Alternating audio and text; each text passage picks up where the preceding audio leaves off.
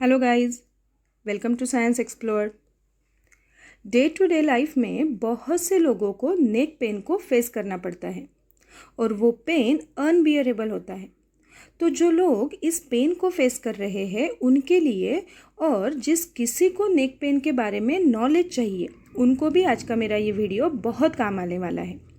इस वीडियो में आपको नेक पेन के क्या कारण हैं, इसके सिम्टम्स क्या होते हैं और इसे रोकने के लिए हम क्या कर सकते हैं, ये सारे पॉइंट्स की जानकारी मिल जाएगी।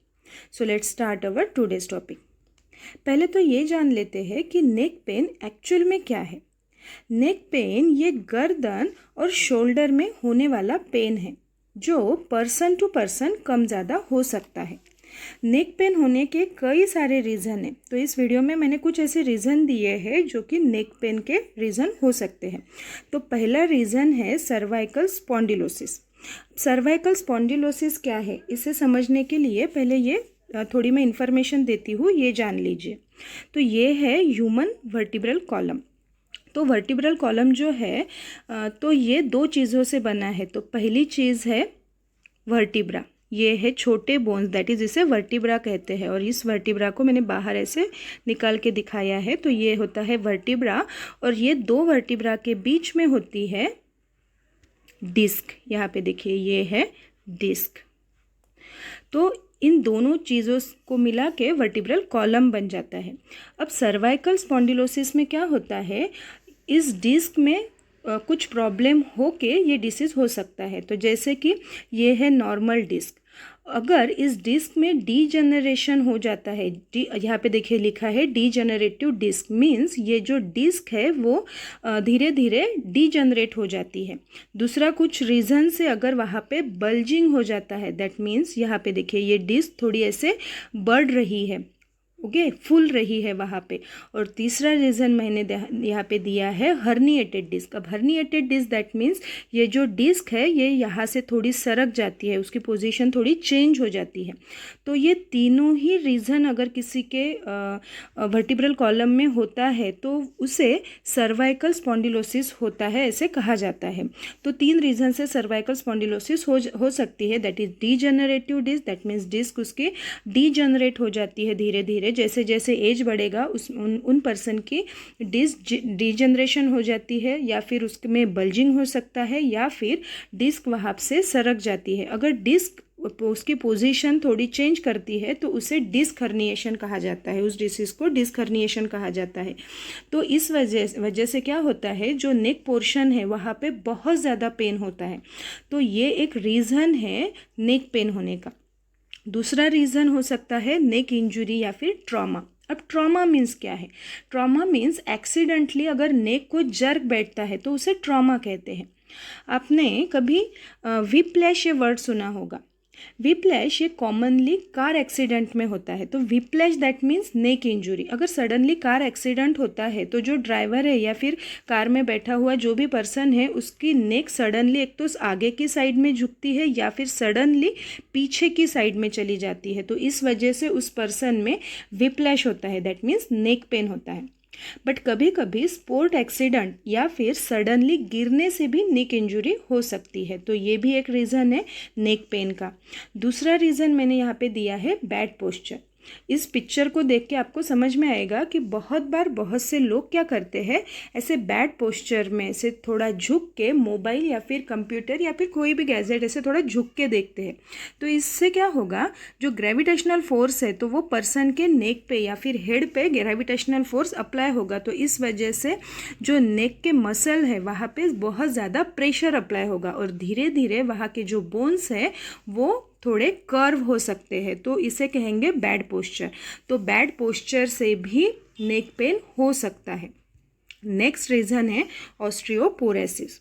ऑस्टियोपोरोसिस ये बोन डिसीज़ है। इसमें क्या होता है, बॉडी क्या करती है, बोन मास लूज कर देती है। यहाँ पे देखिए ये है normal bone.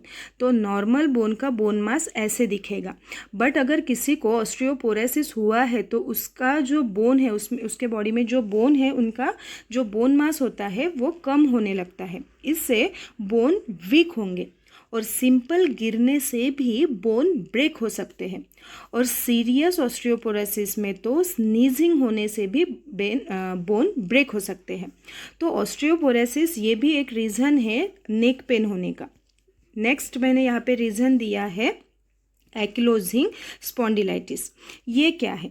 It is a type of arthritis and in which there is a long term inflammation of the joint of the spine। तो जो स्पाइन है, जो स्पाइनल कॉर्ड है, तो स्पाइन में पेन होने लगता है। जो जॉइंट होते हैं स्पाइन में, जैसे कि नेक में जॉइंट है, जो पेल्विक जॉइंट है वो भी एक स्पाइन का जॉइंट है।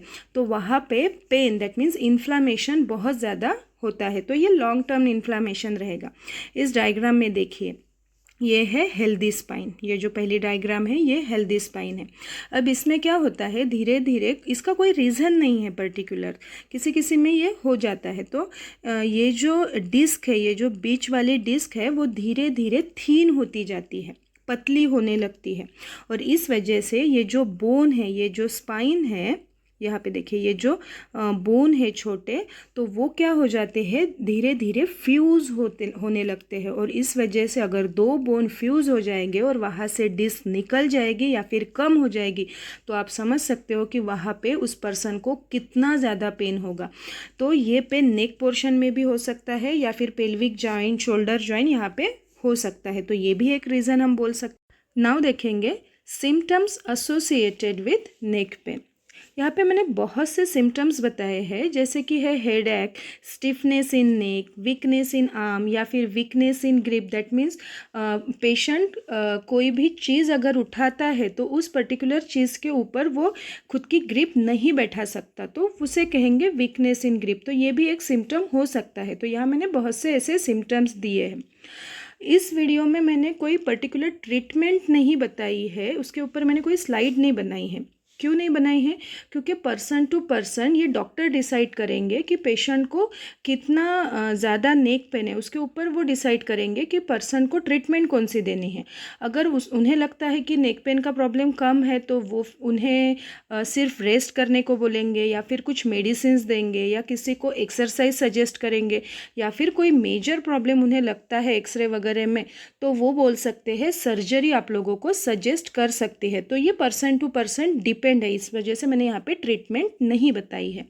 बट मैंने यहाँ पे नेक पेन फ्यूचर में ना हो इसके लिए मैंने प्रिवेंशन बताया है। तो पहला प्रिवेंटिव मेजर है practising good posture while sleeping and using mobile computer. हमें हमारा पोस्चर गुड रखना है। सेकेंड है regular exercise to keep joint flexible. तो हमारे जो भी जॉइंट्स है उन्हें फ्लेक्सिबल रखने के लिए हमें डेली एक्सरसाइज करनी है। और वैसे भी हमें एक्सरसाइज करनी ही चाहिए, हमारी इम्यून सिस्टम को एक्टिवेट रखने के लिए, हमारी बॉडी हेल्दी रखने के लिए हमें डेली एक्सरसाइज करनी ही चाहिए। थर्ड प्रिवेंशन है avoid diving into shallow water. और लास्ट है अवॉइड इंजुरी ड्यूरिंग स्पोर्ट्स और एक्सरसाइज। तो कोई भी स्पोर्ट्स एक्टिविटी या फिर एक्सरसाइज करते समय हमें ध्यान रखना है कि हमारे नेक को कोई इंजुरी ना पहुँचे। तो ये सारे हुए प्रिवेंटिव मेजर। तो आज हमने देखा है कि नेक पेन क्या होता है, उसके रीजंस क्या है, सिम्टम्स क्या है, प्रिवेंटिव मेजर हमने डिस्कस किए हैं। अगर ये वीडियो आप लोगों को समझ में आया है तो ज़रूर लाइक कीजिएगा और इस वीडियो को शेयर कीजिएगा। Thank you.